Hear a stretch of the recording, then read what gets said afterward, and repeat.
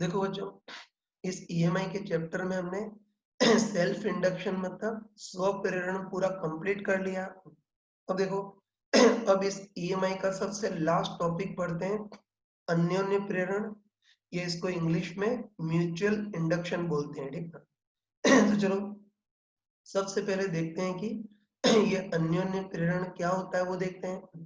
देखो, किसी की लैंग्वेज अच्छी हो तो नाम से ही क्लियर है कि खुद के कारण खुद में जो प्रेरण होता है उसको तो स्व प्रेरण बोलते हैं, और ऐसे ही एक के कारण दूसरे में जो प्रेरण होगा उसको अन्योन्य प्रेरण या म्यूचुअल इंडक्शन बोलेंगे। ठीक, तो आगे कंपेरेटिवली याद रखना कि खुद के कारण खुद में जो प्रेरण होता है उसको स्व प्रेरण, और एक के कारण दूसरे में जो प्रेरण होता है उसको अन्योन्य प्रेरण या म्यूचुअल इंडक्शन बोलते हैं। देखो, सिंपल शब्दों में तो ये बोल सकते हैं कि अन्योन्य प्रेरण क्या होता है, एक के कारण दूसरे में जो प्रेरण होता है उसको अन्योन्य प्रेरण बोलते हैं। बाकी चाहो तो उसको किताबी शब्दों में भी लिख सकते हो।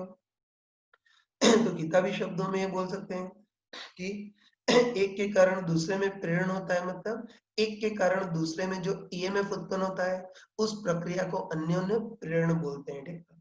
चलो एक बार अन्योन्य प्रेरण को थोड़ा सा डिटेल में पढ़ लेते हैं, मतलब देखते हैं कि एक के कारण दूसरे में प्रेरण किस टाइप से होता है वो देखते हैं, ठीक है। तो देखो, इसको समझने के लिए हम बहुत नॉर्मल सा केस लेते हैं। जैसे मान लेते हैं कि दो वृत्ताकार लूप है, फिर मान लेते हैं कि दो वृत्ताकार लूप है, मतलब दो वृत्ताकार कुंडलियां हैं, दोनों को समानांतर रखा और काफी पास पास रखा है। ये तो चित्र में दिख रहा होगा कि दो वृत्ताकार लूप या वृत्ताकार कुंडलियां हैं, इनको समानांतर रखा है और काफी पास पास रखा है।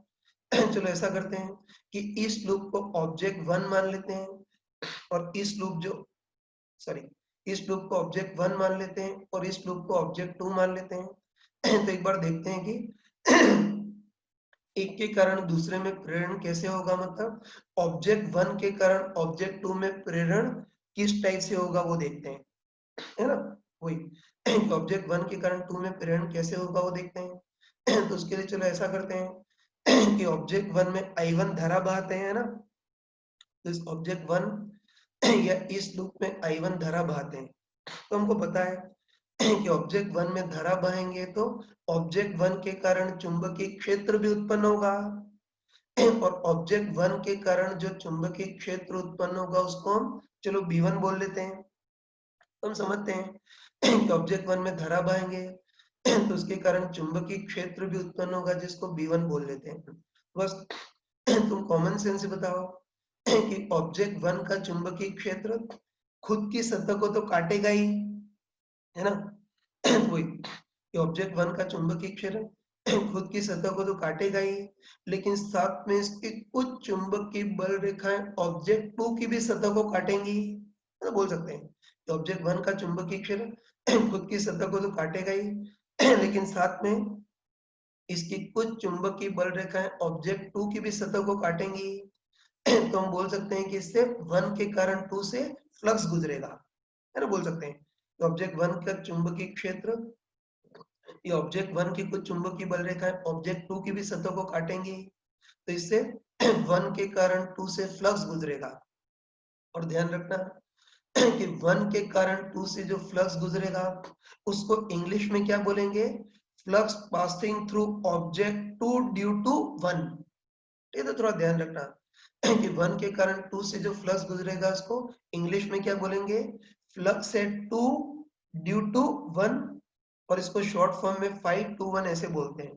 ठीक है, तो ध्यान रखना कि अपना थोड़ा बैड लक है कि इसमें जो टर्म्स होती हैं हिंदी के अनुसार नहीं होती, इंग्लिश के अनुसार होती हैं। तो ये थोड़ा ध्यान रख लेना कि वन के कारण टू से जो फ्लक्स गुजरता है इसको इंग्लिश में flux at two due to one बोलते हैं, इसीलिए इसको शॉर्ट फॉर्म में 5 to 1 बोलते हैं, ठीक है। बस वन के कारण टू से फ्लक्स गुजरेगा जिसको 5 to 1 बोलते हैं, है ना। और हम लॉजिकली, है ना, लॉजिकली बोल सकते हैं कि वन के चुंबकीय क्षेत्र के कारण टू से जो फ्लक्स गुजरेगा वो हर बार धारा I1 के समानुपाती जरूर आएगा, है ना। लॉजिकली बोल सकते हैं। बताओ ऑब्जेक्ट वन का जो चुंबकीय क्षेत्र उत्पन्न होगा वो धारा I1 के समानुपाती होगा, तुम बताओ, हर नमूने का सेल्फ चुंबकीय क्षेत्र धारा I के समानुपाती होता ही है। तुम लॉजिकली सोच सकते हैं, है ना? तुम लॉजिकली सोच सकते हैं कि ऑब्जेक्ट 1 के कारण जो चुंबकीय क्षेत्र उत्पन्न होगा वो धारा I1 के समानुपाती होगा। तो 1 के चुंबकीय क्षेत्र के कारण 2 से जो फ्लक्स गुजरेगा वो भी धारा I1 के समानुपाती जरूर होगा। तो तुम मान के चलना कि हर बार, ये मान के चलना कि हर बार 1 के कारण 2 से गुजरने वाला फ्लक्स मतलब 5:1 हर बार धारा I1 के समानुपाती जरूर आएगा। तो हम क्या करें, हम क्या करते हैं, ये जो 5:1 इसको समथिंग इनटू I1 की फॉर्म में जमा देते हैं, है ना? ध्यान रखना, 5:1 I1 के समानुपाती जरूर आएगा। तो 5:1 को हम समथिंग इनटू I1 की फॉर्म में जमा देते हैं। तो ध्यान रखना कि 5:1 के एक्सप्रेशन में I1 के साथ जो भी कांस्टेंट आएंगे उसको सम्मिलित रूप से म्यूचुअल इंडक्टेंस बोलते हैं, या हिंदी में स्व प्रेरकत्व बोलते हैं, या इसको सिंबॉलिक फॉर्म में M21 बोल लेते हैं। ठीक है, तो बस ये ध्यान रखना है कि 1 के कारण 2 से फ्लक्स निकालेंगे, है ना? वो सिंपल तरीका। तो ऑब्जेक्ट 1 में धारा बहाएंगे, उसके कारण ऑब्जेक्ट 2 से गुजरने वाला फ्लक्स निकालेंगे, और 1 के कारण 2 से जो फ्लक्स है वो I1 के समानुपाती जरूर आएगा। तो इस 5:1 को समथिंग इनटू I1 की फॉर्म में लिख देंगे। तो 5:1 के एक्सप्रेशन में I1 के साथ जो कुछ भी आएगा उसको शॉर्ट फॉर्म में म्यूचुअल इंडक्टेंस या अन्योन्य प्रेरकत्व बोलते हैं, M21 बोलते हैं। ठीक है, तो बताओ 1 के कारण 2 से गुजरने वाला फ्लक्स मतलब इस 5:1 को शॉर्ट फॉर्म में क्या बोल सकते हैं, M21 इंटू I1 बोल सकते हैं। बस ऑब्जेक्ट 1 के कारण 2 से गुजरने वाला फ्लक्स 5:1 M21 इंटू I1 होगा। अब चलो, अब हम ऐसा करते हैं कि लूप 1 में बहने वाली धारा I1 को समय के साथ चेंज कराते हैं। ठीक है ना? कि लूप 1 में बहने वाली धारा I1 को समय के साथ चेंज कराते हैं। तो तुम आराम से बताओ कि I1 को समय के साथ चेंज कराएंगे तो 1 के कारण 2 से गुजरने वाला फ्लक्स मतलब 5:1 भी समय के साथ चेंज करेगा। ये I1 के समानुपाती होता है ना? तुम बोल सकते हैं कि लूप 1 में गुजरने वाली धारा I1 को समय के साथ चेंज कराएं तो 1 के कारण 2 से गुजरने वाला फ्लक्स मतलब 5:1 भी समय के साथ चेंज होगा। और तुम बताओ कि 5:1 समय के साथ चेंज होगा तो उसके कारण 1 के कारण 2 से में EMF भी उत्पन्न होगा। कह सकते हैं ना कि I1 चेंज कराएंगे तो 5:1 भी चेंज होगा, और 1 के कारण 2 से गुजरने वाला फ्लक्स 5:1 समय के साथ चेंज होगा। तो इससे 1 के कारण 2 में EMF भी उत्पन्न होगा, है ना? और ध्यान रखना कि 1 के कारण 2 में जो EMF उत्पन्न होता है उसको अन्योन्य EMF बोलते हैं, मतलब EMF है 2 ड्यू टू 1 बोलते हैं, और वो कितना होगा, d5:1 by dt के बराबर होगा। देखना, तो उसके लिए इसका अवकलन करते हैं। तो बताओ M21 तो कांस्टेंट है बाहर, और I1 का t के सापेक्ष अवकलन di1 by dt। बस तुम अच्छे ध्यान रखना, है ना? अच्छे ध्यान रखना कि एक के कारण दूसरे से जो फ्लक्स गुजरता है उसको अन्योन्य फ्लक्स बोलते हैं। ये ध्यान रखना कि एक के कारण दूसरे से जो फ्लक्स गुजरता है उसको अन्योन्य फ्लक्स बोलते हैं। एक के कारण दूसरे में जो EMF उत्पन्न होता है उसको अन्योन्य EMF बोलते हैं। और एक के कारण दूसरे में EMF उत्पन्न होने की जो पूरी प्रक्रिया है उसको अन्योन्य प्रेरण बोलते हैं। ठीक है, बस हमने अन्योन्य प्रेरण का बेसिक कंसेप्ट पढ़ लिया। हाँ बच्चों देखो, अभी हमने अन्योन्य प्रेरण का बेसिक कंसेप्ट पढ़ लिया, और इसमें एक इम्पोर्टेंट चीज हमने पढ़ी, म्यूचुअल इंडक्टेंस या अन्योन्य प्रेरकत्व। ये मुंह दुखने आता है इससे, अन्योन्य प्रेरकत्व की जगह में म्यूचुअल इंडक्टेंस ही बोलूंगा, जिसको M21 बोलते हैं। ठीक है, तो चलो एक बार देख लेते हैं कि म्यूचुअल इंडक्टेंस किस चीज पर निर्भर करेगा, वो देखना है। ठीक है, तो आगे तो हम क्वेश्चन में इसको सॉल्व करेंगे, है ना? आगे इसको क्वेश्चन में मैथमेटिकली तो देख लेंगे, लेकिन अभी हम, है ना, अभी हम लॉजिकली बोल सकते हैं कि जो म्यूचुअल इंडक्टेंस है वो इन दोनों लूप के आकार पर निर्भर करेगा, और साथ में दोनों की रिलेटिव स्थिति पर निर्भर करेगा, है ना? तो हम कॉमन सेंस बोल सकते हैं कि जो म्यूचुअल इंडक्टेंस है वो इन दोनों लूप के आकार पर भी निर्भर करेगा, और साथ में इनकी रिलेटिव स्थिति पर भी निर्भर करेगा। जैसे तुम फीलिंग से बताओ, तुम फीलिंग से बताओ कि अगर दोनों लूप बहुत ही दूर दूर हो, सॉरी फीलिंग से बताओ कि दोनों लूप बहुत पास पास हो, तब तो एक के कारण दूसरे से फ्लक्स ज्यादा गुजरेगा, में तो म्यूचुअल इंडक्टेंस भी ज्यादा होगा। ऐसे होता अब दोनों लूप काफी दूर दूर हो, तो फिर एक के कारण दूसरे से फ्लक्स कम गुजरेगा तो म्यूचुअल इंडक्टेंस कम होगा। और अगर दोनों लूप बहुत ही दूर दूर हो, मतलब अनंत दूरी पर हो, तो फिर एक के कारण दूसरे से कोई फ्लक्स नहीं गुजरेगा, तो mutual inductance tends to zero हो जाएगा। देखना ऐसे ही एक और चीज देख सकते हो, बताओ दोनों लूप अगर एक ही तल में हो, सॉरी तुम बोल सकते हो दोनों लूप अगर समानांतर हो, तो एक का चुंबकीय क्षेत्र दूसरे को ज्यादा काटेगा, मतलब म्यूचुअल इंडक्टेंस ज्यादा होगा। अगर दूसरा लूप थोड़ा टेढ़ा हो तो म्यूचुअल इंडक्टेंस कम होगा। और तुम सोच के बताओ कि ये दोनों लूप परस्पर लंबवत तल में हो, है ना, सोच के बताओ कि दोनों लूप परस्पर लंबवत तल में हो, मतलब एक ऊर्ध्वाधर और एक क्षैतिज तल में हो, तब तो एक का चुंबकीय क्षेत्र दूसरे को काट ही नहीं पाएगा, समानांतर ही निकल जाएगा। दोनों परस्पर लंबवत तल में हो, तब तो एक का चुंबकीय क्षेत्र दूसरे को काट ही नहीं पाएगा, मतलब म्यूचुअल इंडक्टेंस लगभग जीरो होगा। इसे हम पक्का बोल सकते हैं कि जो म्यूचुअल इंडक्टेंस है वो कोई धरा वरा पे निर्भर नहीं करता है। म्यूचुअल इंडक्टेंस एक तो दोनों के आकार पर निर्भर करता है और एक दोनों की रिलेटिव स्थिति पर निर्भर करता है। तो ये म्यूचुअल इंडक्टेंस के ये सारे बेसिक कंसेप्ट हमने पढ़ लिए। ठीक है ना। अब देखो, अब म्यूचुअल इंडक्टेंस में कुछ इंपॉर्टेंट चीजें होती हैं, वो देखना। ये तो देखो, जैसे अभी हमने 1 के कारण 2 से फ्लक्स निकाला, और मैंने बताया था कि 1 के कारण 2 से जो फ्लक्स गुजरता है उसको तो इंग्लिश में फ्लक्स से 2 ड्यू टू 1 बोलते हैं। और वैसे हम उल्टा 2 के कारण 1 से भी फ्लक्स निकाल सकते हैं।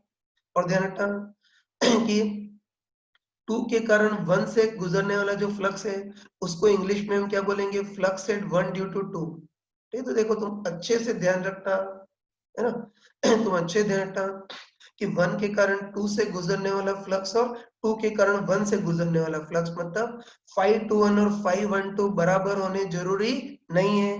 आगे क्वेश्चन में भी तुम देख लोगे। ठीक है, तो ध्यान रखना कि 1 के कारण 2 से गुजरने वाला फ्लक्स और 2 के कारण 1 से गुजरने वाला फ्लक्स, मतलब 521 और 512 भी बराबर होने जरूरी नहीं है। वैसे ईएमएफ में भी ईएमएफ 21 और ईएमएफ 12 भी बराबर होने जरूरी नहीं है। मैंने लिख दिया है कि 521 और 512 भी बराबर होने जरूरी नहीं है। ईएमएफ 21 और ईएमएफ 12 भी बराबर होने जरूरी नहीं है, लेकिन जो म्यूचुअल इंडक्टेंस होता है ना, जो म्यूचुअल इंडक्टेंस होता है, मतलब M21 और M12 ये एग्जैक्टली बराबर होते हैं। ठीक है ना। तो इसको ध्यान रखना तुम यार कि 521 और 512 भी बराबर होने जरूरी नहीं है। ईएमएफ 12 और ईएमएफ 21 भी बराबर होने जरूरी नहीं है। लेकिन जो म्यूचुअल इंडक्टेंस होता है, ये जो म्यूचुअल इंडक्टेंस होता है, तो M21 और M12 एग्जैक्टली बराबर होते हैं। और ध्यान रखना कि बराबर क्यों होते हैं, उसका राज न्यूटन के क्रिया प्रतिक्रिया नियम पर आधारित होता है। देखो वैसे तो अपने, है ना, वैसे तो अपने 12th या जेई लेवल के लिए हमको डायरेक्ट ध्यान में ही रखना है ना, वही कि 12th या जेई लेवल के लिए डायरेक्ट ध्यान में ही रखना है कि न्यूटन के क्रिया प्रतिक्रिया नियम के आधार पर M21 और M12 एग्जैक्टली बराबर होते हैं। लेकिन ये बराबर क्यों होते हैं उसका डिटेल एक्सप्लेनेशन हम इंजीनियरिंग के फर्स्ट ईयर में पढ़ते हैं। ध्यान रखना कि दोनों बराबर क्यों होते हैं, उसका डिटेल एक्सप्लेनेशन इंजीनियरिंग के फर्स्ट ईयर में पढ़ते हैं। तो मैं पूरा डिटेल तो नहीं बता पाऊंगा क्योंकि फिर हम टॉपिक से भटक जाएंगे। तो पूरा डिटेल तो नहीं बता पाऊंगा, लेकिन जस्ट मैं बहुत ही शॉर्ट में बता रहा हूँ। देखो फर्स्ट ईयर में तुम पढ़ोगे ये लूप एक के कारण दूसरे की ऊर्जाएं पढ़ोगे। हमको पता है कि खुद के कारण खुद की जो ऊर्जा होती है तो उसको तो सेल्फ ऊर्जा बोलते हैं और वो हाफ LI² होती है। ठीक ना। लेकिन फर्स्ट ईयर में तुम एक के कारण दूसरे की ऊर्जा निकालोगे। ठीक ना। और फर्स्ट ईयर में तुम पढ़ोगे कि लूप 1 के कारण 2 की जो ऊर्जा होती है वो कितनी आती है, M21 इंटू I2I1। कोई मूर्ख ये मत पूछना कि कहाँ से आया, फर्स्ट ईयर तक तुमको इंतजार करना पड़ेगा। ठीक ना। तो ध्यान रखना फर्स्ट ईयर में हम ये करते हैं कि लूप 1 के कारण 2 की ऊर्जा निकालते हैं, और अगर कैलकुलेशन करते हैं तो लूप 1 के कारण 2 की ऊर्जा आती है M21 इंटू I2I1।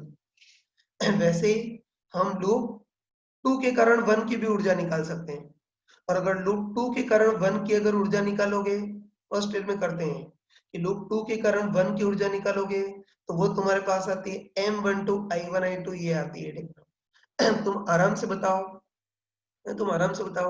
कि न्यूटन के क्रिया प्रतिक्रिया नियम के आधार पर 1 के कारण 2 पर लगने वाला बल और 2 के कारण 1 पर लगने वाला बल मान में समान होते हैं ना। पढ़ा होगा कि न्यूटन के क्रिया प्रतिक्रिया नियम के अनुसार 1 के कारण 2 पर बल और 2 के कारण 1 पर लगने वाला बल मान में समान होते हैं। बस 2 के कारण 1 और 1 के कारण 2 पर लगने वाला बल समान होंगे तो ये ऊर्जा भी समान होगी, मतलब 1 के कारण 2 की ऊर्जा और 2 के कारण 1 की ऊर्जा भी बराबर होनी चाहिए। ये तो बस 1 के कारण 2 की ऊर्जा और 2 के कारण 1 की ऊर्जा को बराबर करते हैं, तो बस बराबर करेंगे तो I1 I2 से I2 I1 कैंसिल हो जाएगा, तो M21 इक्वल टू M12। तो फर्स्ट ईयर में इसको पढ़ोगे, लेकिन अभी मूर्खों से इसमें दिमाग खपाने की जरूरत नहीं है, ठीक है। इसमें फालतू ये डेरिवेशन उसके दिमाग खपाने की जरूरत नहीं है। आगे डायरेक्ट ध्यान रखना कि 521 और 512 भी बराबर होने जरूरी नहीं है, EMF12 और EMF21 भी बराबर होने जरूरी नहीं है, लेकिन न्यूटन के क्रिया प्रतिक्रिया नियम के आधार पर हम बोल सकते हैं कि M21 और M12 ये एग्जैक्टली बराबर होने ही चाहिए। बस ये म्यूचुअल इंडक्टेंस के, ठीक है ना, ये म्यूचुअल इंडक्टेंस के हमने सारे कंसेप्ट पढ़ लिए, ये सारी बेसिक चीजें हमने पढ़ ली, ठीक है। अब देखो, अब इसमें क्वेश्चन कैसे आते हैं वो देखना, है ना। इसमें क्वेश्चन कैसे आते हैं वो देखना। तो देखो इसमें क्या होता है, इसमें क्वेश्चन इस टाइप से आते हैं कि कोई भी दो नमूने हमको पकड़ा देते हैं, जैसे अगले क्वेश्चन में ये दोनों नमूने, ठीक है, ध्यान रखना कि क्वेश्चन इस टाइप से आते हैं कि कोई भी दो नमूने हमको पकड़ा देता है और पूछता है कि इनके बीच आपस में म्यूचुअल इंडक्टेंस कितना होगा, ये पूछता है। चलो यहाँ छोटा चित्र बना देता हूँ, है ना। फिर बोलो कि इसमें क्वेश्चन कैसे आते हैं वो देखना।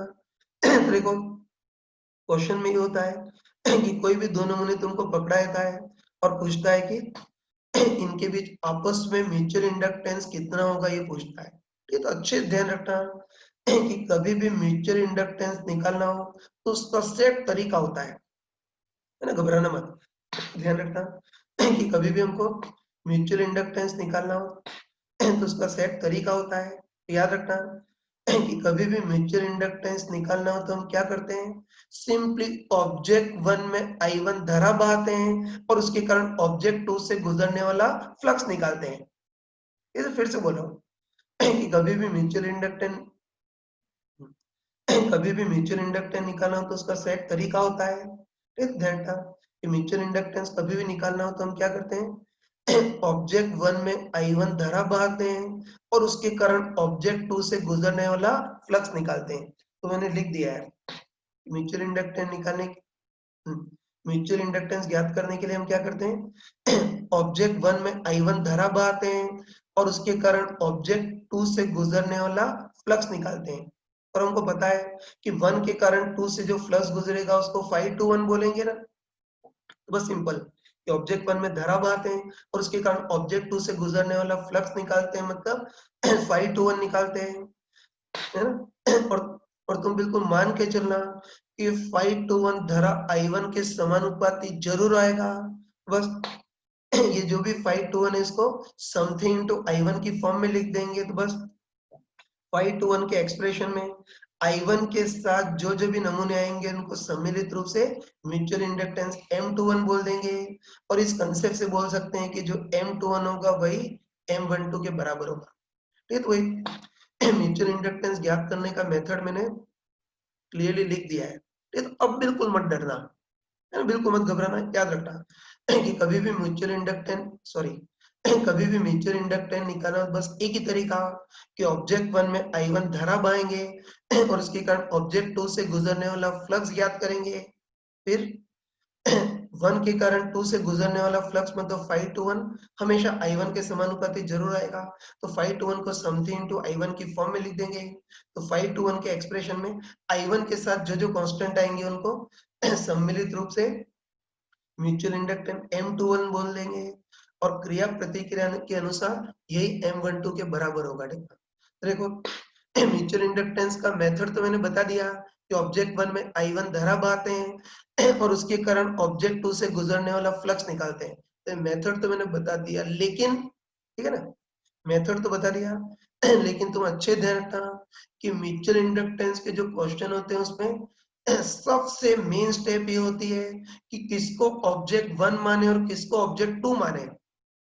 ठीक, ध्यान रखना तुम। मेथड बहुत सिंपल है, लेकिन इसमें सबसे मेन स्टेप ये होती है कि किसको ऑब्जेक्ट 1 और किसको ऑब्जेक्ट 2 माने, ये मेन स्टेप होती है। ठीक ना, तो उसके लिए स्किल ध्यान रखना है ना, उसके लिए स्किल ध्यान रखना कि जिसके कारण चुंबकीय क्षेत्र निकालना आसान है उसको ऑब्जेक्ट 1 मानेंगे और जिससे गुजरने वाला फ्लक्स निकालना आसान है उसको ऑब्जेक्ट 2 मानेंगे। मैंने लिख दिया है, ठीक है ना, कि किसको ऑब्जेक्ट 1 किसको 2 मानना और मेन स्टेप होती है, ध्यान रखना कि जिसके कारण चुंबकीय क्षेत्र ज्ञात करना आसान है उसको ऑब्जेक्ट 1 और जिससे गुजरने वाला फ्लक्स निकालना आसान है उसको ऑब्जेक्ट 2 मानते हैं। तो बस अब हम म्यूचुअल इंडक्टेंस निकालने के कुछ क्वेश्चन करेंगे, है ना, म्यूचुअल इंडक्टेंस निकालने के फटाफट क्वेश्चन करेंगे। तो बस अब इन क्वेश्चन में, है ना, अब इन क्वेश्चन में तुमको डिसाइड करना है कि किसको ऑब्जेक्ट 1 और किसको ऑब्जेक्ट 2 मानना है, तुमको डिसाइड करना है।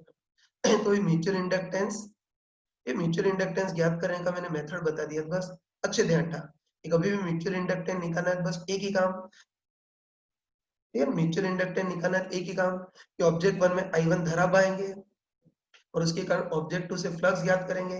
5 to 1 को समथिंग इनटू I1 की फॉर्म में लिख देंगे, साथ में जो भी आएगा उसी को म्यूचुअल इंडक्टेंस बोलेंगे। बस अब हम इसके कुछ क्वेश्चन करते हैं। ठीक है, तो देखो पहले एक नॉर्मल सा क्वेश्चन लेते हैं। क्वेश्चन में पहले लिख देता हूँ, सॉल्यूशन अगले पेज पे करेंगे। ठीक है, तो क्वेश्चन में पहले बोल देता हूँ। देखो इस बार हमको दे रखा है कि म्यूचुअल इंडक्टेंस के लिए दो नमूने चाहिए ना, तो इस बार दो नमूनों की जगह दो ऐसे वृत्ताकार लूप है, ये तो हमको दे रखा है। इस बार दो नमूने की जगह दो ऐसे वृत्ताकार लूप हैं, दोनों सकेंद्री रखे और एक ही तल में रखे। ठीक है, तो चित्र दिख रहा होगा कि दो नमूने के रूप में हमने दो वृत्ताकार लूप लिए, दोनों सकेंद्री और एक ही तल में। जो अंदर वाला लूप है उसकी त्रिज्या स्मॉल आर और बाहर वाला जो लूप है उसकी त्रिज्या कैपिटल आर, है ना। और हमको इस बार दे रखा है कि बाहर वाले लूप की तुलना में अंदर वाला लूप बहुत ही छोटा है, मतलब small R is very very less than capital R है। मतलब जैसे बाहर वाले लूप की त्रिज्या 1 मीटर है तो अंदर वाले लूप की त्रिज्या 1 मिलीमीटर है। तो हमको दे रखा है कि बाहर की तुलना में अंदर वाला लूप बहुत ही छोटा है, मतलब r is very very less than capital R है। बस अब हमको पूछा है कि इन दोनों नमूनों का आपस में म्यूचुअल इंडक्टेंस कितना होगा वो देखना है। मेन क्वेश्चन तो यही है कि इन दोनों का आपस में म्यूचुअल इंडक्टेंस कितना होगा वो देखना है। और उसके बाद सेकेंड पार्ट कुछ और पूछा है कि अंदर वाले में I2 धारा बहे तो बाहर वाले से गुजरने वाला फ्लक्स, वो तो हम आगे करेंगे। बाकी क्वेश्चन का मेन पार्ट ये है कि इन दोनों का आपस में म्यूचुअल इंडक्टेंस कितना होगा वो ज्ञात करना है। चलो सॉल्यूशन अगले पेज पे देखते हैं, बहुत ध्यान से देखना। वो इस बार हमको दे रखा है कि दो नमूनों की जगह दो वृत्ताकार लूप लिए हैं, दोनों सकेंद्रीय और एक ही तल में। बाहर वाला लूप बहुत ही बड़ा है, इसकी त्रिज्या कैपिटल आर और अंदर वाला लूप बहुत ही छोटा है, उसकी त्रिज्या स्मॉल आर। और हमको दे रखा है कि बाहर की तुलना में अंदर वाला लूप बहुत ही छोटा है, मतलब small R is very very less than capital R है, मतलब इसकी त्रिज्या 1 मीटर हो तो इसकी 1 मिलीमीटर होगी। बस अब हमको पूछा है कि अब हमको पूछा है कि इन दोनों का आपस में म्यूचुअल इंडक्टेंस कितना होगा वो देखना है। बताओ म्यूचुअल इंडक्टेंस निकालने में हम बिल्कुल नहीं घबराते हैं, है ना, वही म्यूचुअल इंडक्टेंस निकालने में हम बिल्कुल घबराते नहीं है, हमको अच्छे पता है। बस कभी भी सॉरी, हमको अच्छे पता है कि कभी भी म्यूचुअल इंडक्टेंस निकालना हो तो उसका एक ही तरीका मैंने बताया था कि म्यूचुअल इंडक्टेंस निकालना तो एक ही तरीका कि ऑब्जेक्ट वन में I1 धारा बहाएंगे और उसके कारण ऑब्जेक्ट टू से गुजरने वाला फ्लक्स निकाल लेंगे। लेकिन इस बार भी म्यूचुअल इंडक्टेंस निकालने में सबसे बड़ी सॉरी इस बार म्यूचुअल इंडक्टेंस निकालने में सबसे मेन स्टेप ये है कि किसको ऑब्जेक्ट वन और किसको ऑब्जेक्ट टू माने वो देखना है। ठीक है, तो देखो उसके लिए मैंने स्किल बताई थी कि जिसके कारण चुंबकीय क्षेत्र ज्ञात करना आसान है उसको ऑब्जेक्ट वन और जिससे गुजरने वाला फ्लक्स निकालना आसान है उसको ऑब्जेक्ट टू। ठीक है, तो तुम सोच सकते हो किसको वन और किसको टू माने। मेरी ख्याल तुमने सोच भी लिया होगा लेकिन मैं बताता हूँ कि इसमें किसको ऑब्जेक्ट वन किसको टू माने वो प्रॉब्लम है ना, तो हम क्लियरली बोल सकते हैं कि बताए जो बाहर वाला लूप है उसके कारण केंद्र पर चुंबकीय क्षेत्र निकालना आसान है इसलिए इसको ऑब्जेक्ट वन बोल मान लेंगे। और अंदर वाला छोटा सा लूप है तो इस छोटे से लूप से फ्लक्स निकालना आसान है इसलिए इसको ऑब्जेक्ट टू, तो यही मेन स्टेप है। ये तो घबराना मत यार कि किसको वन किसको टू माने वो पता होना चाहिए, तो ध्यान रखना कि बाहर वाले लूप के कारण केंद्र पर चुंबकीय क्षेत्र निकालना आसान है इसलिए इसको ऑब्जेक्ट वन। और अंदर वाला लूप बहुत ही छोटा है ना, अंदर वाला लूप बहुत ही छोटा है तो इससे गुजरने वाला फ्लक्स निकालना आसान है इसलिए इसको ऑब्जेक्ट टू मान लेते हैं। बस अब हम इजीली कर सकते हैं। बस म्यूचुअल इंडक्टेंस निकालने के लिए क्या करेंगे, ऑब्जेक्ट वन में I1 धारा बहाएंगे और उसके कारण ऑब्जेक्ट टू से गुजरने वाला फ्लक्स निकालेंगे। तो वही करते हैं तो हम ऐसा करते हैं कि ऑब्जेक्ट वन मतलब बाहर वाला जो लूप है उसमें I1 धारा बहाते हैं, है तो वही कि ऑब्जेक्ट वन या बाहर वाला जो लूप है उसमें I1 धारा बहाते हैं। तो हमको अच्छे पता है कि बताओ, हमको अच्छे पता है कि इस लूप में अगर I1 धारा बहाएंगे तो उसके कारण केंद्र पर चुंबकीय क्षेत्र बाहर मतलब डॉट दिशा में होगा। तो राइट हैंड रूल लगा सकते हैं ना, हम बोल सकते हैं कि ऑब्जेक्ट वन में I1 धारा बहाएंगे तो उसके कारण केंद्र पर चुंबकीय क्षेत्र बाहर की ओर होगा। और बताओ ऑब्जेक्ट वन के कारण, है ना, बताओ ऑब्जेक्ट वन के कारण केंद्र पर चुंबकीय क्षेत्र कितना होगा, mu naught I1 upon 2r।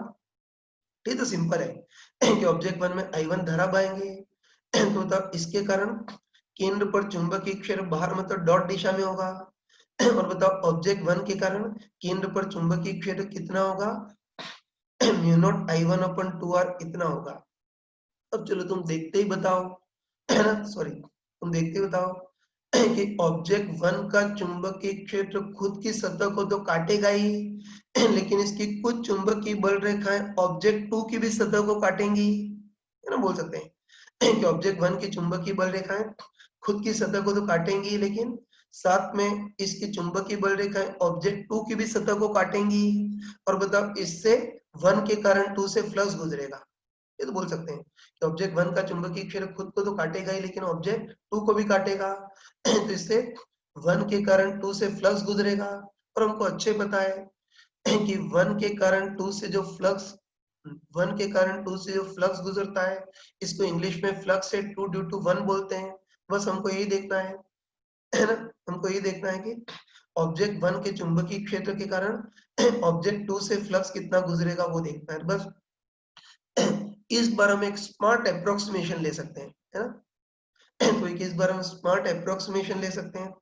ये तो देखो इस बार हमको दे रखा है कि अंदर वाला लूप बहुत ही छोटा है ना, हमको दे रखा है तो ठीक है ये तो इस बार हमको दे रखा है कि अंदर वाला लूप बहुत ही छोटा है तो अंदर वाला लूप बहुत ही छोटा है तो इसके हर बिंदु पर चुंबकीय क्षेत्र लगभग केंद्र वाला ही होगा।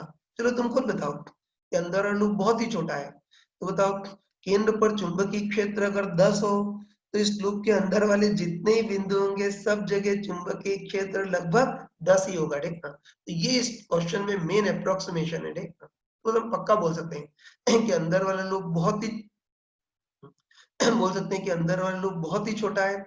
इससे मान सकते हैं कि इसके प्रत्येक बिंदु पर चुंबकीय क्षेत्र लगभग केंद्र वाला ही होगा, मतलब इसके प्रत्येक बिंदु पर चुंबकीय क्षेत्र लगभग समरूप होगा। बताओ, है ना, इसके प्रत्येक बिंदु पर चुंबकीय क्षेत्र लगभग समरूप होगा इसलिए इससे गुजरने वाला flux simply B into A लिख सकते हैं। तो तब बी तो ठीक है, बी तो इसको काटने वाला चुंबकीय क्षेत्र कितना है mu naught I1 upon 2r into A क्या होगा, इस छोटे से लूप का क्षेत्रफल पाई स्मॉल आर स्क्वायर। तो बस पक्का बोल सकते हैं, है ना, पक्का बोल सकते हैं कि वन के चुंबकीय क्षेत्र के कारण है ना, ऑब्जेक्ट वन के चुंबकीय क्षेत्र के कारण ऑब्जेक्ट टू से गुजरने वाला फ्लक्स बी इंटू ए की जगह पाई आर स्मॉल आर स्क्वायर इतना आ गया। ठीक है, हमको पता है कि वन के कारण टू से जो फ्लक्स गुजरता है उसको फ्लक्स है 2 ड्यू टू 1 बोलते हैं। तो इतना आ गया। ठीक है, चलो तुम देखते ही बताओ कि 5 to 1 I1 के समानुपाती आ गया है नहीं आ गया। मैंने तुमको पहले ही बताया था कि हर बार 5 to 1 जो है वो I1 के समानुपाती जरूर आएगा। तो बताओ इस बार भी जो 5 to 1 है वो I1 के समानुपाती आ गया। बस अब हम क्या करेंगे, इस 5 to 1 को समथिंग इनटू I1 की फॉर्म में लिखेंगे। तो साथ में क्या आ जाएगा बताओ, mu naught into pi small R square upon 2r इतना आ गया। देखना बस अब तुम आराम से बताओ कि ऑब्जेक्ट वन में धारा बही और उसके कारण ऑब्जेक्ट टू से फ्लक्स निकाला और जो भी 5 to 1 है वो I1 के समानुपाती आ गया। तो जो भी 5 to 1 है इसको समथिंग इनटू I1 की फॉर्म में लिख दिया। तो बस आराम से बताओ कि 5 to 1 के एक्सप्रेशन में I1 के साथ जो कुछ भी आएगा उसको म्यूचुअल इंडक्टेंस मतलब M21 बोलेंगे। और हमको पता है कि न्यूटन के क्रिया प्रतिक्रिया नियम के अनुसार जो M21 होगा वही M12 के बराबर होगा। तो इनका आपस में म्यूचुअल इंडक्टेंस इतना होगा, चाहे M21 हो या M12 हो, बिंदास इतना ही होगा। तो ये ध्यान रखना है। और देखो इसमें अप्रोक्सीमेशन बहुत यूजफुल है इस बार, है ना। इस क्वेश्चन में सबसे मेन चीज है अप्रोक्सीमेशन यार। कि इस बार बाहर वाले लूप की तुलना में अंदर वाला लूप बहुत ही छोटा है। अंदर वाला लूप बहुत ही छोटा है, इसलिए मान सकते हैं कि इसके हर बिंदु पर चुंबकीय क्षेत्र लगभग केंद्र वाला ही होगा। मतलब हर बिंदु पर चुंबकीय क्षेत्र लगभग समरूप होगा। इसीलिए वन के कारण टू से flux B into pi R square इसे लिख पाए। बाकी तुम सोच के बताओ, तुम सोच के बताओ कि अंदर वाला लूप बहुत ही छोटा नहीं होता अगर दोनों लूप की त्रिज्याएं कंपेरेबल होती, है ना। तो बहुत छोटा नहीं होता अगर दोनों लूप की त्रिज्याएं कंपेरेबल होती तो फिर ये जो अंदर और लूप है उसके प्रत्येक बिंदु पर चुंबकीय क्षेत्र केंद्र वाला नहीं होता, असमरूप होता। और चुंबकीय क्षेत्र असमरूप होता तो वन के कारण टू से फ्लक्स निकालने के लिए हमको समाकलन करना पड़ता। और इस बार समाकलन इतना कॉम्प्लिकेटेड आता कि उसको हम कागज पे सॉल्व नहीं कर सकते थे, कंप्यूटर सॉफ्टवेयर की हेल्प लेनी पड़ती। ठीक है, इसीलिए ध्यान रखना ये जो अप्रोक्सीमेशन है वो बहुत जरूरी है। अगर ये अप्रोक्सीमेशन नहीं दिया होता तो इस क्वेश्चन को हम नहीं कर सकते थे, हाथ खड़े कर देते, छोड़ देते या इंजीनियरिंग में जाकर ही करते, इस लेवल पे नहीं कर पाते। हो जाएगा ना। तो म्यूचुअल इंडक्टेंस निकाल लिया, इतना आ गया। और हमको पता है कि M21 निकाला, लेकिन क्रिया प्रतिक्रिया के नियम के अनुसार यही M12 के बराबर होगा। तो जो क्वेश्चन का फर्स्ट पार्ट था या जो मेन पार्ट था वो तो कर लिया, म्यूचुअल इंडक्टेंस तो हमने निकाल लिया। मेरे ख्याल से इसमें कोई प्रॉब्लम नहीं होनी चाहिए। तो म्यूचुअल इंडक्टेंस तो निकाल लिया।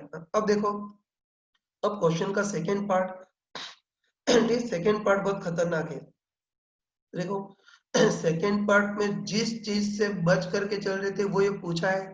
तो देखो सेकेंड पार्ट में हमने क्या किया, उल्टा किया है यार, है ना। तो सेकेंड पार्ट में हमने उल्टा किया है। मतलब सेकेंड पार्ट में क्या किया है कि जो अंदर वाली रिंग है, जो ऑब्जेक्ट टू है, उसमें I2 धारावाही है, तो उसके कारण बाहर वाले लूप में तो ऑब्जेक्ट वन से फ्लक्स कितना गुजरेगा वो देखना है। कंफ्यूज नहीं, तो ध्यान था कि सेकेंड पार्ट में जिस चीज से डर रहे थे वही पूछा है। तो सेकेंड पार्ट में हमने उल्टा किया है ना। मतलब सेकेंड वाले पार्ट में हमने क्या किया है कि जो अंदर वाला लूप है या ऑब्जेक्ट टू है उसमें I2 धारावाही है, तो उसके कारण बाहर वाले लूप में तो ऑब्जेक्ट वन से फ्लक्स कितना गुजरेगा वो देखना है। तो वैसे तो उसको नहीं निकाल सकते हम। तुमको बताओ कि इस लूप का चुंबकीय क्षेत्र असमरूप होगा, अंदर डॉट और बाहर क्रॉस दिशा में होगा, बहुत ही असमरूप होगा।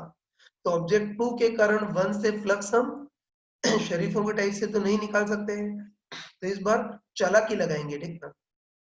ठीक है, एक बार इसको कर लेते हैं। तो इस सेकेंड पार्ट में उल्टा पूछा है कि अंदर वाला जो लूप है मतलब ऑब्जेक्ट टू में हम I2 धारावाही है और उसके कारण ऑब्जेक्ट वन से गुजरने वाला फ्लक्स कितना होगा वो देखना है। तो हमको है ना, हमको अच्छे पता है कि 2 के कारण 1 से गुजरने वाला फ्लक्स निकालना है ना, ध्यान था कि सेकेंड पार्ट में हमको 2 के कारण 1 से गुजरने वाला फ्लक्स निकालना है। बताओ 2 के कारण 1 से गुजरने वाला जो फ्लक्स है, इसको इंग्लिश में क्या बोलेंगे? फ्लक्स एट 1 ड्यू टू 2, वो कितना होगा वो देखना है। तो बस बुद्धि तो नहीं लग रही है, तो बस अब हम फॉर्मूले से करेंगे। तो बताओ इस बार 2 के कारण 1 से फ्लक्स निकालना है, मतलब फ्लक्स एट 1 ड्यू टू 2 निकालना है। तो वो फॉर्मूले के अनुसार कितना होगा? M12 इंटू I2, है ना? तुम खुद बताओ। ये तुम खुद बताओ कि यही लिख देता हूँ, चलो तुम खुद बताओ कि 5 to 1 होता है M21 इंटू I1। तो वैसे ये भी लिख सकते हैं ना, ये तो ये भी लिख सकते हैं कि ऑब्जेक्ट 2 के कारण 1 से फ्लक्स निकालना है, मतलब फ्लक्स एट 2 ड्यू, 2 के कारण 1 से फ्लक्स निकालना है, तो फ्लक्स एट 1 ड्यू टू 2 निकालना है। तो बस फ्लक्स एट 1 ड्यू टू 2 मतलब 512 निकालना है। तो वो फॉर्मूले के अनुसार कितना होगा? M12 into I2। बस हम लिख सकते हैं कि 512 कितना होगा? M12 इंटू I2, और M12 जो वो M21 के बराबर होता है, तो ये कितना आ जाएगा? म्यू नॉट पाई R स्क्वायर अपन 2R इतना आ जाएगा इंटू I2। तो देखो ये जो असंभव चीज थी उसको भी हमने जुगाड़ लगा करके कर लिया। ठीक है, तो सेकेंड पार्ट में कंफ्यूजन नहीं होना चाहिए, बहुत ही शॉर्ट में बता रहा हूँ। सेकेंड पार्ट में हमको उल्टा पूछा है कि अंदर वाला जो लूप में तो ऑब्जेक्ट 2 है, उसमें अगर I2 धारा बहाए तो उसके कारण बाहर वाले लूप में फ्लक्स कितना गुजरेगा, मतलब 2 के कारण 1 से कितना फ्लक्स गुजरेगा वो देखना है। बस इसको बेसिक कैलकुलेशन से तो नहीं निकाल सकते, तो चालाकी से करेंगे। बताओ इस बार हमको 2 के कारण 1 से फ्लक्स निकालना है, मतलब फ्लक्स एट 1 ड्यू टू 2 निकालना है। तो तब फॉर्मूले के अनुसार फ्लक्स एट 1 ड्यू टू 2 मतलब 512 कितना हो जाएगा? M12 into I2। तुमको बताओ कि 521 होता है M21 इंटू I1, वैसे ही 512 कितना हो जाएगा? M12 into I2। बस M12 जो है वो M21 के बराबर है, मतलब म्यू नॉट पाई R square upon 2 capital R into I2। इस टाइप से हमने चालाकी से जो असंभव लग रहा था वो भी हमने कर लिया। तो ये खतरनाक चीज है, और ये चीज जेई में पूछी भी गई है। तो अब इस टाइप के क्वेश्चन आई थिंक तुम इजीली, चलो बच्चों आगे बढ़ते हैं। अब जो पिछला क्वेश्चन लिया था उसी को ही कई बार मॉडिफाई करता है, उसको देख लेना, और अब मेरे ख्याल से फटाफट कर सकते हैं, ठीक है। तो ये जो पिछला क्वेश्चन लिया था उसी को हम एक्सटेंड कर रहे हैं। तो ये हमको दे रखा है ना, कोई हमको दे रखा था कि दो वृत्ताकार लूप हैं, बाहर वाले लूप की त्रिज्या कैपिटल आर और अंदर वाले लूप की त्रिज्या स्मॉल आर है। और इस बार भी वही दे रखा है कि बाहर की तुलना में अंदर वाला लूप बहुत ही छोटा है, मतलब small R is very very less than capital R, वही है। बस एक ही डिफरेंस है कि जो पिछला क्वेश्चन था उसमें तो दोनों लूप एक ही तल में थे, है ना। जो पिछला क्वेश्चन था उसमें तो दोनों लूप समानांतर थे, मतलब एक ही तल में थे। लेकिन इस बार हमने ऐसा किया है कि बाहर वाले लूप को तो क्षैतिज ही रखा है, लेकिन जो अंदर वाला लूप है उसको थोड़ा सा टेढ़ा कर दिया, मतलब मुड़ा दिया है। ऐसे मुड़ा दिया है ताकि इन दोनों के अभिलंबों के बीच कोण थीटा है। कोई की पिछले प्रश्न में अंदर वाले लूप को थोड़ा घुमा दिया है, ऐसा घुमाया ताकि दोनों के अभिलंबों के बीच कोण थीटा है। तो इनका आपस में म्यूचुअल इंडक्टेंस कितना होगा, और अगले पार्ट में दे रखा है कि दोनों के अभिलंबों के बीच कोण 90 डिग्री है, मतलब परस्पर लंबवत तल में हो, तो म्यूचुअल इंडक्टेंस कितना होगा वो देखते हैं। चलो कर लेते हैं। तो सेम वही क्वेश्चन है, लेकिन अंदर लूप को घुमा दिया है, ऐसे घुमाया ताकि दोनों के अभिलंबों के बीच कोण थीटा है। अब म्यूचुअल इंडक्टेंस कितना हो जाएगा वो देखना है। तो कोई बहुत ही स्मार्ट पर्सन तो शक्ल देखते ही बता सकता है। इस बार भी सेम वही मेथड लगेगा, लेकिन अंदर लूप को घुमा दिया, इससे म्यूचुअल इंडक्टेंस घट जाएगा, और कितना गुना हो जाएगा? cos थीटा गुना हो जाएगा। डायरेक्ट कर सकते हैं, लेकिन एक बार गधों टाइप से कर लेते हैं, ठीक है। बस इस बार भी सेम वही है, लेकिन दोनों समानांतर नहीं है। अंदर लूप को घुमा दिया है, दोनों के अभिलंबों के बीच कोण थीटा है। म्यूचुअल इंडक्टेंस निकालना है, तो बस वही तरीका कि ऑब्जेक्ट 1 में धारा बहाएंगे और उसके कारण ऑब्जेक्ट 2 से गुजरने वाला फ्लक्स निकालेंगे। कौन 1 कौन 2 हम समझते हैं कि बाहर वाला लूप बड़ा है, उसके कारण केंद्र पर चुंबकीय क्षेत्र निकालना आसान है, तो ऑब्जेक्ट 1, और अंदर वाला लूप बहुत ही छोटा है तो उससे फ्लक्स निकालना आसान है, तो ऑब्जेक्ट 2 मान लेते हैं। बस वही तरीका कि ऑब्जेक्ट 1 में धारा बहाएंगे और उसके कारण ऑब्जेक्ट 2 से फ्लक्स निकालेंगे। चलो इस ऑब्जेक्ट 1 में I1 धारा बहाते हैं। तो बताओ ऑब्जेक्ट 1 में I1 धारा बहाएंगे, है ना। ऑब्जेक्ट 1 में I1 धारा बहाएंगे तो उसके कारण केंद्र पर चुंबकीय क्षेत्र उत्पन्न होगा। और हमको पता है, फिर हमको पता है कि ऑब्जेक्ट 1 के कारण केंद्र पर चुंबकीय क्षेत्र कितना उत्पन्न होगा, mu naught I1 upon 2r। और इसकी दिशा कैसी होगी, अभिलंबित रूप से बाहर की ओर। अब अभिलंबित रूप से बाहर की ओर को मैं प्रदर्शित नहीं कर सकता, लेकिन इसको ऐसे प्रदर्शित कर रहा हूं, समझ जाना। ये दिशा अभिलंबित रूप से बाहर की ओर है, ठीक। तो ऑब्जेक्ट 1 के कारण केंद्र पर चुंबकीय क्षेत्र इतना होगा और दिशा अभिलंबित रूप से बाहर की ओर होगी। अब बताओ, है ना। अब ये चुंबकीय क्षेत्र खुद की सतह को तो काटेगा ही, लेकिन इसकी खुद चुंबकीय बल रेखा ऑब्जेक्ट 2 की भी सतह को काटेंगी। मतलब अब 1 के कारण 2 से फ्लक्स गुजरेगा, जिसको 5 to 1 बोलेंगे। और हम क्लियरली बोल सकते हैं कि पिछले केस में तो 1 का चुंबकीय क्षेत्र 2 को अभिलंबित काट रहा था, इससे फ्लक्स B into A। लेकिन इस बार दोनों के अभिलंबों के बीच कोण थीटा है, इससे इस बार 1 के कारण 2 से गुजरने वाला फ्लक्स BA की जगह BA cos थीटा हो जाएगा। तो बस अब 1 के चुंबकीय क्षेत्र के कारण 2 से फ्लक्स कितना होगा, BA cos थीटा। तो B तो mu naught I1 upon 2r।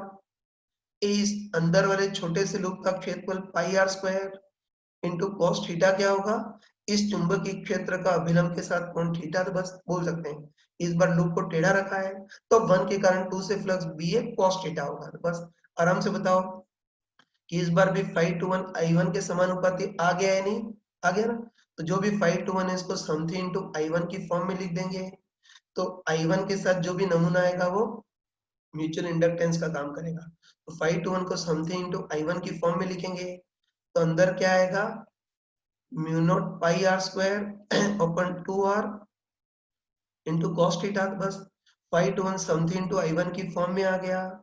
तो तब I1 के साथ, ठीक, I1 के साथ जितने भी कांस्टेंट आ रहे हैं उसको सम्मिलित रूप से म्यूचुअल इंडक्टेंस M21 बोलेंगे, और ये M12 के बराबर होगा। तो लॉजिकली सोच लिया था कि दोनों एक ही तल में तो म्यूचुअल इंडक्टेंस इतना होगा, लेकिन अंदर वाले लूप को थीटा जितना घुमा दे, टेढ़ा कर दें, तो म्यूचुअल इंडक्टेंस कम हो जाएगा, मतलब पिछले का cos थीटा गुना हो जाएगा, ठीक। अब इसका सेकेंड पार्ट देखना। सेकेंड पार्ट में हमको दे रखा है कि दोनों लूप परस्पर लंबवत तल में, बिल्कुल मतलब बाहर वाला लूप तो क्षैतिज है और अंदर वाला लूप पूरी तरह से ऊर्ध्वाधर है, ऐसे दोनों परस्पर लंबवत तल में। तुम बताओ कि दोनों परस्पर लंबवत तल में है ना, दोनों परस्पर लंबवत तल में है, तो इस बार थीटा कितना हो जाएगा, 90। और थीटा 90 तो cos थीटा 0, और cos थीटा 0 तो म्यूचुअल इंडक्टेंस भी इनका आपस में 0 होगा। और वो लॉजिकली भी तुम बोल सकते हो कि बताओ इस बार दोनों लूप परस्पर लंबवत तल में है, तो बताओ अब बाहर वाले लूप में अगर धारा I1 पाएंगे तो उसके कारण केंद्र पर चुंबकीय क्षेत्र mu naught I1 upon 2r तो होगा, लेकिन जो दूसरा लूप है वो लंबवत है, इसलिए अब 1 का जो चुंबकीय क्षेत्र है वो लूप 2 की सतह के समानांतर ही निकल जाएगा। 1 का चुंबकीय क्षेत्र 2 की सतह को काटेगा ही नहीं, तो 1 के कारण 2 से फ्लक्स 0, तो म्यूचुअल इंडक्टेंस भी 0। तो चित्र में अच्छा सुंदर नहीं बना पा रहा हूँ, बाकी तुम इसका मतलब समझ गए होंगे, नहीं। तो बस इससे हम पक्का बोल सकते हैं जो पहले बताया था कि म्यूचुअल इंडक्टेंस एक तो स्मॉल आर कैपिटल आर, मतलब दोनों के आकार पर निर्भर करता है, और दोनों की रिलेटिव स्थिति, इनके बीच आपस में कोण कितना है, इन सारी चीजों पर निर्भर करता है। तो अब इस टाइप के क्वेश्चन आए तो तुम इजीली कर सकते हो। अब देखो, अब इसमें एक क्वेश्चन तुमको दे रहा हूँ, ये हमारे टाइम पे JEE 99 में पूछा था। तो ये तुमको करना है, ठीक है, बहुत स्मार्टली। देखो, जैसे अभी दो वृत्ताकार, जैसे अभी दो सकेंद्री वृत्ताकार लूप थे ना, वैसे इस बार हमको दे रखा है कि दो सकेंद्री वर्गाकार लूप हैं, दोनों सकेंद्री और एक ही तल में रखे हुए हैं, ठीक है। अब वही बाहर वाला जो वर्गाकार लूप है उसकी भुजा भुजा कैपिटल एल, अंदर वाला जो वर्गाकार लूप है उसकी भुजा स्मॉल एल। और हमको इस बार भी वही दे रखा है कि बाहर वाले लूप की तुलना में अंदर वाला लूप बहुत ही छोटा है, मतलब small L is very very less than capital L, मतलब इसकी भुजा 1 मीटर है और इसकी भुजा 1 मिलीमीटर है, ठीक। बाहर की तुलना में अंदर वाला लूप बहुत ही छोटा है। तो हमको पूछा है कि इस बार इन दोनों का आपस में जो म्यूचुअल इंडक्टेंस होगा वो कितना होगा, वो तो नहीं पूछा है, बस रफली पूछा है कि म्यूचुअल इंडक्टेंस इनमें से किस पर निर्भर करेगा वो देखता है। तो चलो 2 मिनट के लिए वीडियो को पॉज करके इसको ट्राई करना। चलो मैं सॉल्यूशन बताता हूँ। मैं एक्सपेक्ट करता हूँ कि जो भी सिंसियर होगा उसने इसको कर लिया होगा, ठीक है। और कई लोगों ने देखते ही बता दिया होगा कि इसका आंसर क्या होगा, L square upon capital L. इसको एक बार कर लेते हैं। तो हमको दे रखा है कि इस बार दो वर्गाकार लूप है जिसको सकेंद्री रखा है और एक ही तल में रखा है, ठीक है ना। बाहर की तुलना में अंदर वाला लूप बहुत ही छोटा है। आपस में म्यूचुअल इंडक्टेंस कितना होगा वो देखना है, बस हमको मेथड रट गया है, हमको अच्छे बताया है कि कभी भी म्यूचुअल इंडक्टेंस निकालना तो एक ही तरीका कि ऑब्जेक्ट वन में धारा बहाते हैं और उसके कारण ऑब्जेक्ट टू से गुजरने वाला फ्लक्स निकालते हैं।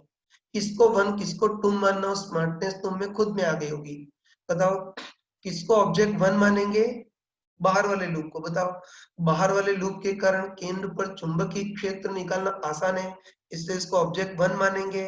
और अंदर वाला लूप बहुत ही छोटा है तो उससे फ्लक्स ज्ञात करना आसान है, इसलिए इसको ऑब्जेक्ट टू मानेंगे। तो इसको वन, और अंदर वाला लूप बहुत ही छोटा है, उससे गुजरने वाला फ्लक्स निकालना आसान है तो उसको ऑब्जेक्ट टू मान लेंगे।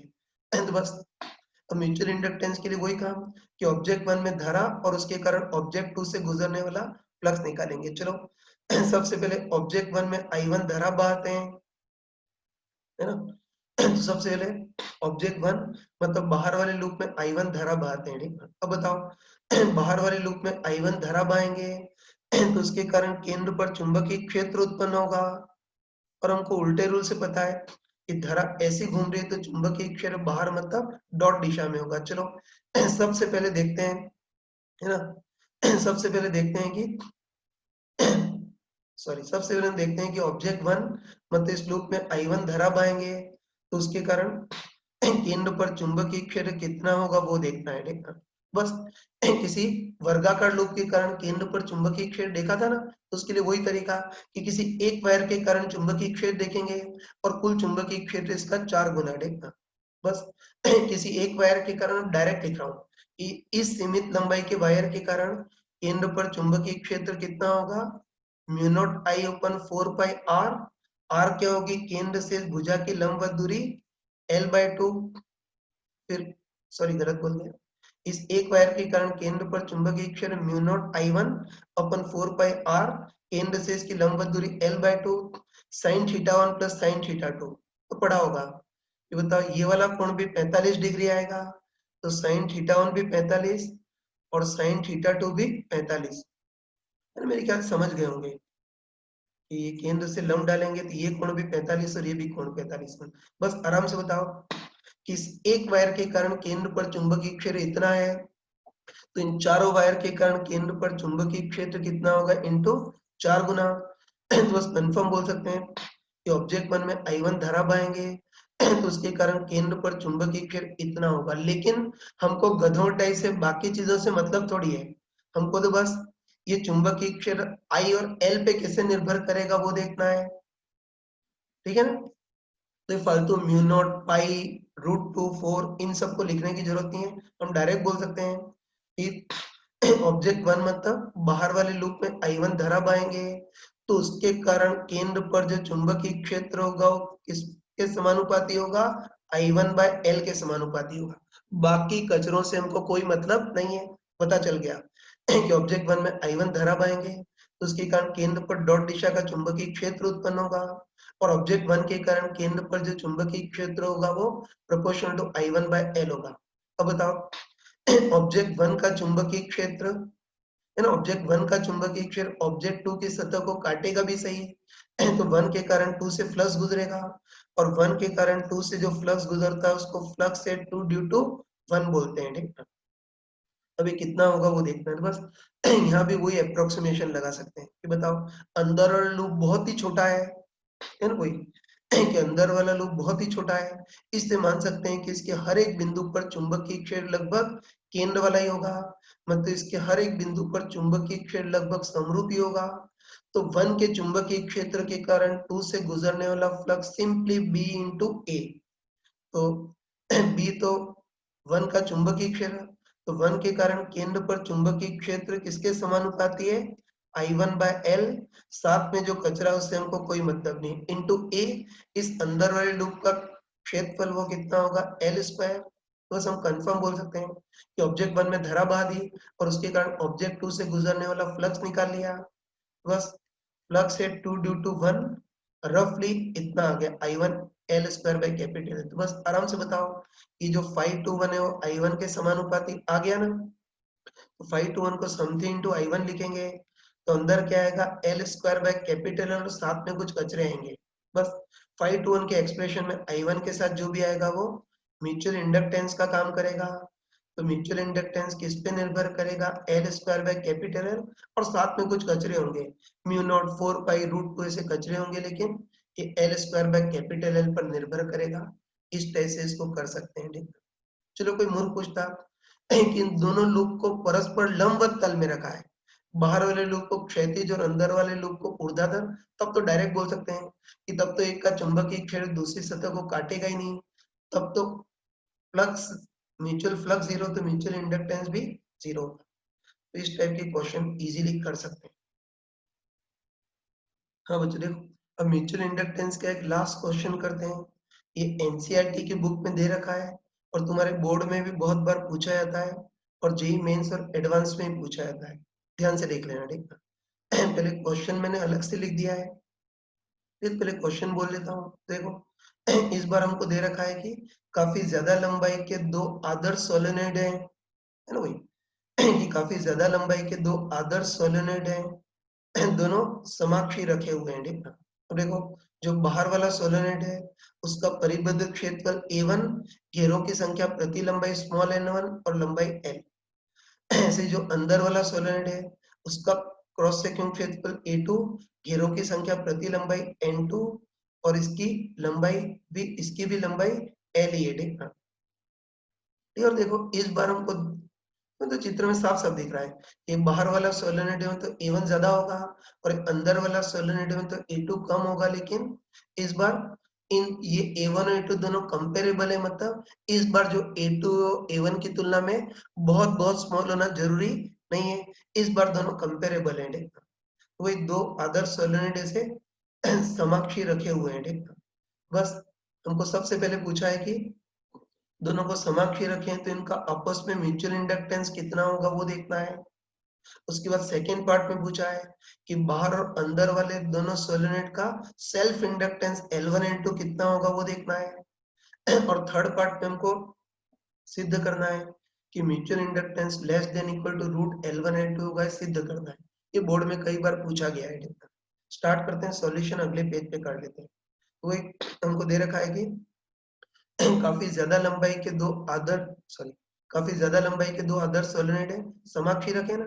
इसका क्रॉस सेक्शन क्षेत्रफल A1, घेरों की संख्या प्रति लंबाई N1 और लंबाई L, और अंदर वाला जो सोलेनोइड है उसका क्रॉस सेक्शन क्षेत्रफल A2, घेरों की संख्या प्रति लंबाई N2 और इसकी भी लंबाई L ही है, ठीक है। तो देखो चलो अंदर वाले सोलेनोइड के अंदर कुल घेरों की संख्या भी निकाल सकते हैं। बताओ, घेरों की संख्या प्रति लंबाई N2 है तो घेरों की संख्या बराबर कितना हो जाएगा N2 इंटू लंबाई। तो इसमें घेरों की संख्या N2 इंटू लंबाई मतलब N2 इंटू L। ये तो इसमें घेरों की संख्या हमारे पास N2 इंटू L आ गई, ठीक है। और ये तो पता है ये बाहर वाला सोलेनोइड बड़ा है मतलब इसका क्रॉस सेक्शन क्षेत्रफल ज्यादा है, और ये वाला सोलेनोइड छोटा है मतलब इसका क्रॉस सेक्शन क्षेत्रफल कम है, वो तो साफ साफ दिख ही रहा है। चलो सबसे पहले पार्ट में हमको है ना, सबसे पहले पार्ट में पूछा है कि इन दोनों का आपस में म्यूचुअल इंडक्टेंस कितना होगा वो देखना है। तो बस हमको रट गया है, अब तो है ना, हमको रट गया है कि म्यूचुअल इंडक्टेंस निकालने का वही तरीका कि ऑब्जेक्ट वन में I1 धरा पाएंगे और उसके कारण ऑब्जेक्ट टू से फ्लक्स ज्ञात करेंगे। ठीक, किसको वन किसको टू मानना वो देखना है। तो देखो इस बार तो साक्षात सोलेनोइड है और सोलेनोइड का चुंबकीय क्षेत्र बिल्कुल समरूप होता है, इसलिए इस बार तो तुम किसी को भी ऑब्जेक्ट वन और किसी को भी ऑब्जेक्ट टू मान सकते हो, आंसर बिंदास वही आएगा। तो इस बार किसी को भी ऑब्जेक्ट वन और किसी को भी ऑब्जेक्ट टू मान सकते हैं, लेकिन क्वेश्चन की थोड़ी इज्जत रखने के लिए ये A1 N1 ऐसा दे रखा है ना, तो क्वेश्चन की इज्जत रखने के लिए जो बाहर वाला सोलेनोइड है उसको ऑब्जेक्ट वन मान लेते हैं और अंदर वाला जो सोलेनोइड है उसको ऑब्जेक्ट टू उल्टा कर दें तब भी कोई प्रॉब्लम नहीं है, लेकिन क्वेश्चन की थोड़ी सी इज्जत रखते हैं।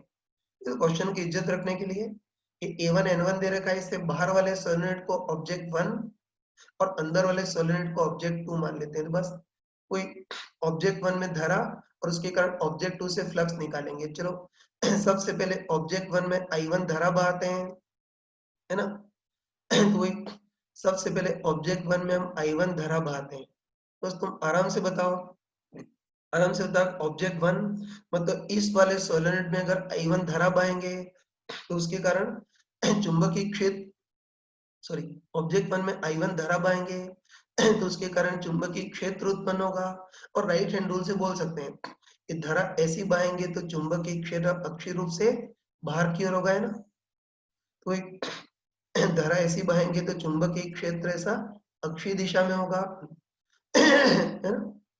और हम क्लियरली बोल सकते हैं कि ऑब्जेक्ट वन मतलब इस वाले सोलेनोइड में I1 धारा बहाएं तो चुंबकीय क्षेत्र अक्षीय रूप से आगे की ओर होगा और बिल्कुल समरूप होगा, है ना। और हमको हमको पता है कि तो ऑब्जेक्ट वन या इस सोलेनोइड के कारण अंदर चुंबकीय क्षेत्र कितना होगा, म्यू नॉट NI।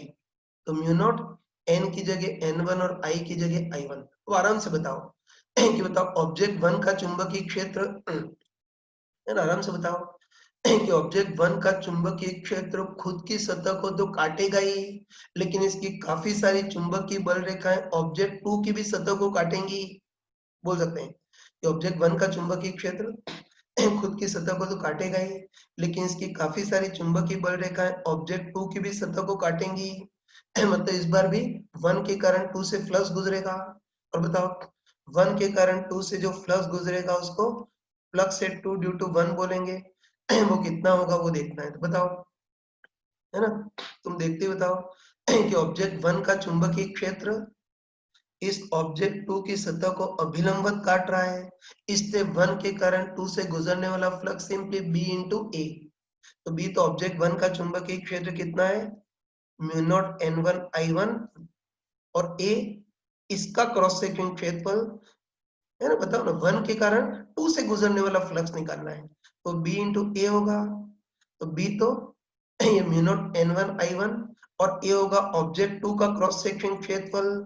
तो होता ऑब्जेक्ट टू या अंदर वाले सोलेनोइड का क्रॉस सेक्शन क्षेत्रफल कितना है, ए टू ई होगा। लेकिन इतना ही काफी नहीं है, इतना ही काफी नहीं है। मैंने क्लियरली बताया था ये चुंबकीय क्षेत्र अंदर वाले सोलेनोइड के एक घेरे को काटता तो फ्लक्स इतना होता, लेकिन यही चुंबकीय क्षेत्र अंदर वाले सोलेनोइड के कितने घेरों को काट रहा है, N2 इंटू L घेरों को काट रहा है, तो flux into N2 into L भी होगा। ठीक है, बस आराम से बताओ कि वन में धारा बहा दी और उसके कारण टू से गुजरने वाला फ्लक्स निकाल लिया। अब बताओ 5:1 I1 के समानुपाती आ गया या नहीं। आगे मैंने बताया था हर बार 5:1 धारा I1 के समानुपाती जरूर आएगा। तो इस बार भी 5:1 I1 के समानुपाती आ गया। बस जो भी 5:1 है इसको समथिंग इंटू I1 की फॉर्म में लिख देते हैं। तो बताओ समथिंग इंटू I1 की फॉर्म में लिखेंगे तो बताओ I1 के साथ क्या बचेगा, बताओ mu naught N1 N2 A2 into L ये बचेगा। ठीक, बस वही ये 5:1 निकालिया, इसको समथिंग इंटू I1 की, इसको समथिंग इंटू I1 की फॉर्म में जमा दिया। बस तुम आराम से बताओ कि 5:1 के एक्सप्रेशन में I1 के साथ जो भी आएगा वो म्यूचुअल इंडक्टेंस M21 का काम करेगा और क्रिया प्रतिक्रिया के अनुसार यही M12 के बराबर होगा। तो पता चल गया कि इनका आपस में म्यूचुअल इंडक्टेंस कितना आ गया, mu naught N1 N2 A2 into L। ये इनका आपस में म्यूचुअल इंडक्टेंस आ गया। अब चलो अब इस क्वेश्चन का सेकेंड पार्ट देखते हैं। ये तो जगह नहीं, मुझे अगले पेज पे ही करना पड़ेगा। ठीक है, तो फर्स्ट पार्ट में तो इनका म्यूचुअल इंडक्टेंस निकाल लिया। सेकेंड पार्ट में पूछा है कि बाहर वाले सोलेनोइड 1 और अंदर वाले सोलेनोइड 2 दोनों का सेल्फ इंडक्टेंस कितना कितना होगा वो देखना है। तो देखो किसी सोलेनोइड का सेल्फ इंडक्टेंस तो डिराइव करने की जरूरत नहीं है। किसी सोलेनोइड के सेल्फ इंडक्टेंस का फॉर्मूला तो हमने याद किया था, है ना। और मैंने तुमको चमका कर बताया था कि किसी सोलेनोइड का सेल्फ इंडक्टेंस कितना होता है, म्यू नॉट म्यू और N square by L into A. लिख देता हूँ म्यू नॉट, म्यू आर तो 1 होगा क्योंकि इस बार अंदर हवाएं निर्वात है। कैपिटल एन देखना है तो बताओ घेरों की संख्या प्रति लंबाई कितनी है, स्मॉल एन, तो घेरों की संख्या N into small N into L हो जाएगी। तो कैपिटल एन घेरों की संख्या, तो घेरों की संख्या को क्या बोल सकते हैं, स्मॉल एन इंटू एल। तो एन स्क्वायर कितना हो जाएगा, इसका स्क्वायर बाय एल इंटू ए। बस इससे इंडक्टेंस, यानी इससे हम किसी भी एक सॉल्वेंट का सेल्फ इंडक्टेंस निकाल सकते हैं। तो बोल सकते हैं कि किसी भी एक सॉल्वेंट का सेल्फ इंडक्टेंस कितना हो गया, म्यू नॉट एन स्क्वायर, एक एल से एक एल कैंसल इनटू ए। बस किसी भी सॉल्वेंट का सेल्फ इंडक्टेंस कैपिटल एन की फॉर्म में तो इतना था, लेकिन इसको स्मॉल एन की फॉर्म में क्या लिख सकते हैं, mu naught small N square L A, इतना लिख सकते हैं। बस अब हम दोनों का सेल्फ इंडक्टेंस निकाल सकते हैं ना। पहले बाहर वाले लूप का सेल्फ इंडक्टेंस L1 देखते हैं, तो वो कितना होगा, म्यू नॉट एन की जगह N1 स्क्वायर एल इंटू ए की जगह A1। और ऐसे अंदर वाले सॉल्वेंट का सेल्फ इंडक्टेंस भी देख सकते हो, वो कितना होगा, म्यू नॉट एन की जगह N2 स्क्वायर, एल तो सेम ही है और ए की जगह A2। तो बस हमने इन दोनों सॉल्वेंट का सेल्फ इंडक्टेंस कितना कितना है वो देख लिया। ठीक है, अब देखो अब हमको लास्ट पार्ट में प्रूव करना है कि mutual inductance less than equal to root L1 L2, ये देखना है। तो तब म्यूचुअल इंडक्टेंस का तो एक्सप्रेशन आ गया। अब इसको हमको रूट L1 L2 से कंपेयर करना है, तो चलो एक बार रूट L1 L2 भी निकाल लेते हैं, है ना। वही किसको हमको रूट L1 L2 से कंपेयर करना है, तो एक बार रूट L1 L2 निकाल लेते हैं। चलो मैं सॉल्व कर रहा हूँ, तो रूट ऑफ L1 तो कितना है, mu naught N1 square L into A1, और L2 कितना है बताओ, mu not N2 square L into A2। बस इससे हम रूट L1 L2 निकाल सकते हैं। थोड़ा सॉल्व कर रहा हूँ, सॉरी, ये थोड़ा सॉल्व कर रहा हूँ। तो रूट L1 L2 इससे निकाल सकते हैं ना, बताओ। Mu naught into mu naught का अंडर रूट म्यू नॉट ही हो गया। N1 square into N2 square का अंडर रूट करेंगे तो N1 N2, L स्क्वायर का अंडर रूट करेंगे तो L, और A1 इंटू A2 का अंडर रूट करेंगे तो रूट A1 A2, है ना। तो बस रूट L1 L2 हमारे पास mu naught N1 into L root L A1 A2 इतना आ गया। बस तुम आराम से बताओ कि म्यूचुअल इंडक्टेंस भी आ गया और रूट L1 L2 भी आ गया। अब हमको देखना है कि म्यूचुअल इंडक्टेंस और रूट L1 L2 में कौन ज्यादा है वो देखना है। तो उसके लिए सिंपली इनका भाग लगा देते हैं, है ना। तो उसके लिए सिंपली इन दोनों का भाग लगा देते हैं, मतलब म्यूचुअल इंडक्टेंस अपन रूट L1 L2 का भाग लगा देते हैं। ठीक है, बताओ म्यूचुअल इंडक्टेंस तो निकाला था ना।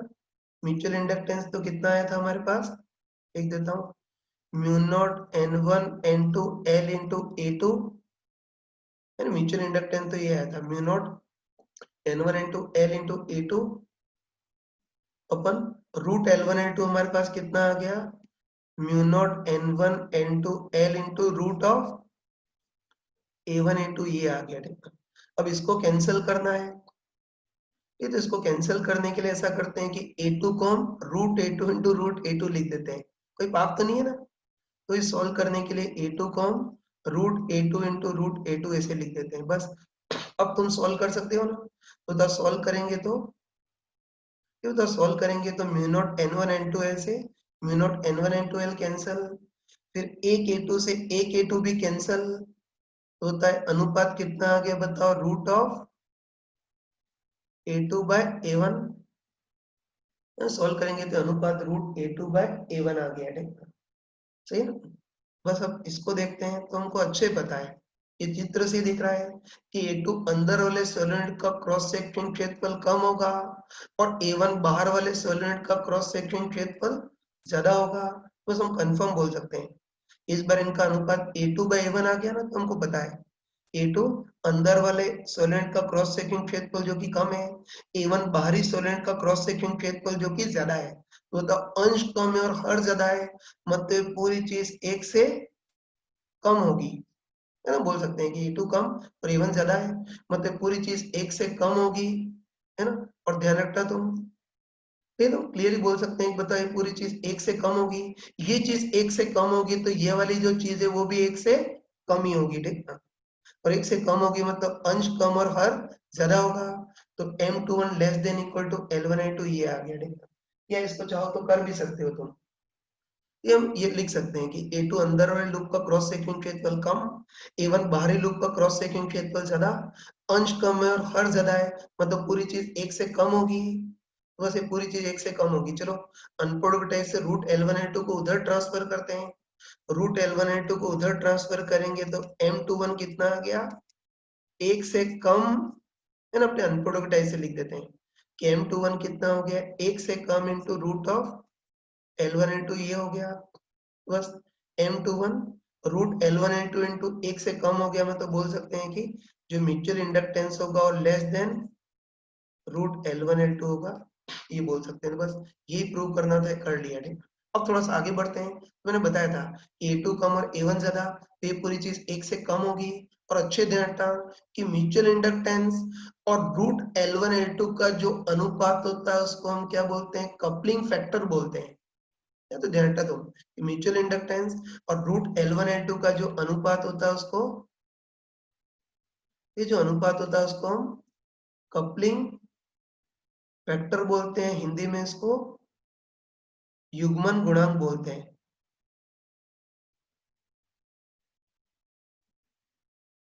तो ध्यान रखना थोड़ा सा है कि ये जो अनुपात है 1 से कम आया ना, और ध्यान रखना कि हर बार म्यूचुअल इंडक्टेंस और रूट L1L2 का जो अनुपात होता है उसको हमेशा हम कपलिंग फैक्टर या युग्मन गुणांक बोलते हैं, उसको K से प्रदर्शित करते हैं। ये तो हम क्लियरली बोल सकते हैं कि म्यूचुअल इंडक्टेंस अपन रूट L1L2 का अनुपात 1 से कम आया है, मतलब बोल सकते हैं जो कपलिंग फैक्टर होगा वो भी 1 से कम होगा, है ना। तो बस अब ऐसा करते हैं कि रूट L1L2 को उधर ट्रांसफर करते हैं। तो बस बताओ, म्यूचुअल इंडक्टेंस अपन रूट L1L2 का जो अनुपात है उसको कपलिंग फैक्टर या K बोलते हैं। तो रूट L1L2 को उधर ट्रांसफर करेंगे तो म्यूचुअल इंडक्टेंस इक्वल टू कितना हो गया, K इंटू रूट L1L2, है ना। तो हम ये बोल सकते हैं कि इसको उधर ट्रांसफर करेंगे तो mutual inductance equal to K into root L1L2, जो हमको अच्छे बताया कि K कांस्टेंट होता है जिसको कपलिंग फैक्टर बोलते हैं ना, तुमको पता है इसमें K कांस्टेंट होता है उसको कपलिंग फैक्टर या युग्मन गुणांक बोलते हैं। और हमको अच्छे पता है कि युग्मन गुणांक 1 से कम होता है।